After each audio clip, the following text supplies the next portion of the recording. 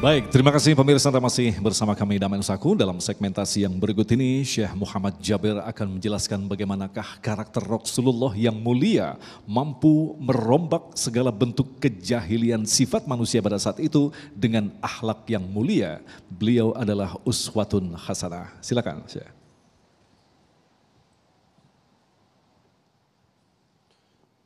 Bismillahirrahmanirrahim.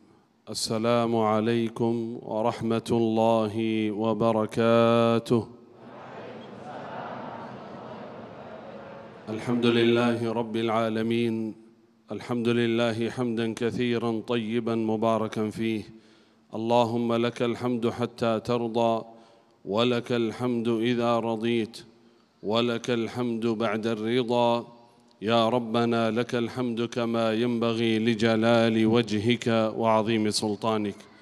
اللهم صل وسلم وبارك وأنعم على عبدك ورسولك نبينا وسيدنا وحبيبنا وشفيعنا محمد صلى الله وسلم وبارك عليه وعلى آله وصحبه أجمعين. أما بعد. الحمد لله. Siapakah yang diberikan kemuliaan lebih besar daripada saya di hari ini? Kenapa?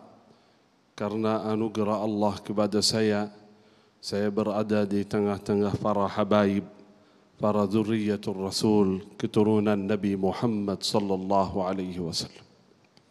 Habib Nabil Musawa, Habibana Dr. Ahmad Al-Kaf, Habib Ali bin Hussein, Habib Gais As-Saggaf. Semoga ya Rabb dengan pertemuan kita dengan habaib, dekat, cinta dan hormat para keturunan Nabi Muhammad sallallahu alaihi wasallam, semoga kita mendapatkan syafaat Sayyidina Muhammad sallallahu alaihi wasallam. Alhamdulillah, tadi ilmu yang luar biasa mengenai Nabi Muhammad sallallahu alaihi wasallam yang kita dapat dari para habaib. Intinya menjadikan Nabi Muhammad sallallahu alaihi wasallam uswatun hasanah. Itulah intinya. Inilah tema hari ini, uswatun hasanah. Karena Allah Subhanahu wa taala menciptakan alam semesta ini untuk satu tujuan. Wa ma khalaqtul jinna wal insa illa liya'budun. Allah menciptakan kehidupan dan kematian liyabluwakum ayyukum ahsanu amala. Ya Allah, bagaimana cara beribadah kepada Engkau? Cara saya mengerjakan amalan yang terbaik bagaimana ya Allah? Caranya bagaimana ya Allah? Inilah caranya Nabi Muhammad sallallahu alaihi wasallam. Allah Subhanahu wa taala mewujudkan, melahirkan Nabi Muhammad sallallahu alaihi wasallam sebagai contoh terbaik bagi kita semua. Allah berfirman dalam Al-Quran, ba'da a'udzu billahi minasyaitonir rajim, laqad kana lakum fi rasulillah لقد كان لكم في رسول الله أسوة حسنة. لقد كان لكم في رسول الله أسوة حسنة لمن كان يرجو الله. Uswah hasanah bukan bagi semua, hanya bagi seorang yang betul-betul ingin mengharapkan ridha Allah. Bukan bagi siapa saja. Liman kana yarjullah, bagi siapa yang mengharapkan ridha Allah Subhanahu wa taala, wal yaumil akhir, ingin menyelamatkan diri nanti di hari akhirat. Karena tidak ada manusia pun bisa masuk ke dalam surga selamat nanti di yaumul qiyamah kecuali melalui wasilah Nabi Muhammad sallallahu alaihi wasallam. Sahabat Rasulullah sallallahu alaihi wasallam mengerti betul makna uswatun hasanah. Karena itu mereka meniru, meneladani Nabi Muhammad sallallahu alaihi wasallam. Itulah intinya bagaimana dalam kehidupan kita dari pagi sampai malam kita melihat bagaimana cara kehidupan Nabi Muhammad sallallahu alaihi wasallam, kita meniru Nabi Muhammad sallallahu alaihi wasallam. Inilah tanda seorang yang mencintai Rasulullah, dia mengikuti Nabi Muhammad sallallahu alaihi wasallam. Saya kasih satu kisah saja. Coba lihat seorang yang betul-betul mencintai Rasulullah sallallahu alaihi wasallam. Di Sahih Muslim, seorang sahabat namanya Anas bin Malik radhiyallahu anhu ardah. Beliau berkata, pernah Rasulullah sallallahu alaihi wasallam diundang.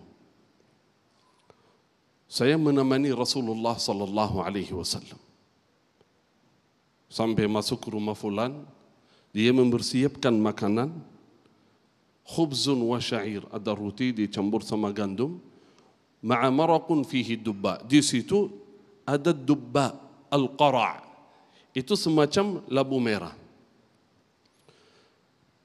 Anas bin Malik, dia memantau, memperhatikan Nabi SAW makannya bagaimana. Itulah mereka sangat memantau dan memperhatikan Nabi SAW. Apa yang beliau ucapkan, apa yang beliau lakukan, mereka mengikuti SAW. Bukan hanya dalam hal ibadah saja, dalam hal biasa. Bayangkan Anas bin Malik berkata, ketika saya duduk makan bersama Rasulullah SAW, saya memperhatikan Nabi SAW mencari al-qara', ad-dubba. Dia cari al-qara' mana? Makan. Ada lagi ini, makan. Ada lagi ini, makan. Kata Anas, berarti Rasulullah suka makan al-qara'. Kata Anas apa?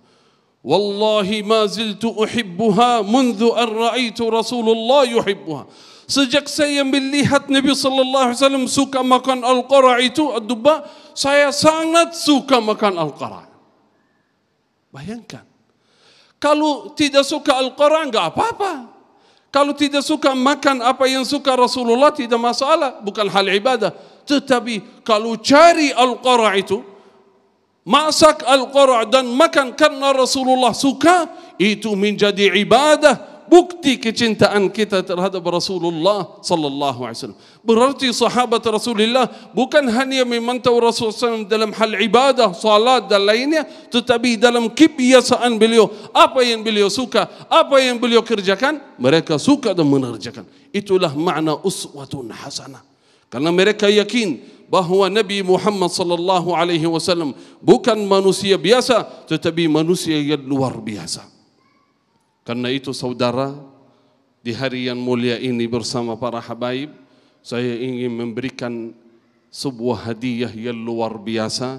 InsyaAllah bagi habaib itu sebuah sunnah yang penting sekali bagi saya. Alhamdulillah, anugerah Allah puluhan tahun saya mengerjakan sunnah ini, yaitu kebiasaan Nabi SAW setiap hari menggunakannya. Banyak umat Islam yang tidak kenal, tidak tahu sunnah ini. Mohon saya ambil ini. Ini namanya mud. Tahu mud enggak?